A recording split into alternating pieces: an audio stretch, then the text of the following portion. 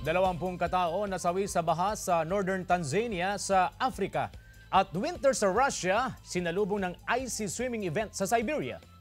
Tunghayan sa Globalita.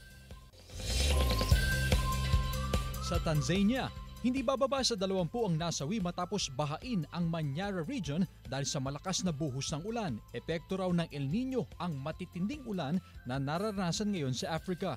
Dahil sa extreme weather phenomenon, daan-daan na ang nasawi maging sa Kenya at Somalia.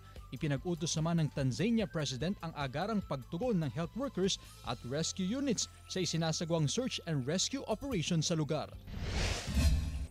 Sa Russia naman, nagyeyelong ilog ang kanilang nararanasan sa Siberia. Pero sinasamantala ng mga lokal ang icy river para sa kanilang taunang ice swimming event. Pinakabatang sumabak sa paglangoy sa bloke-blokeng yelo ang 19 anyos na enthusiasts. Umaabot sa minus 20 degrees Celsius ang temperatura sa Siberia tuwing Disyembre. Chris Zuniga para sa Mornings with Jimmy, Regional TV.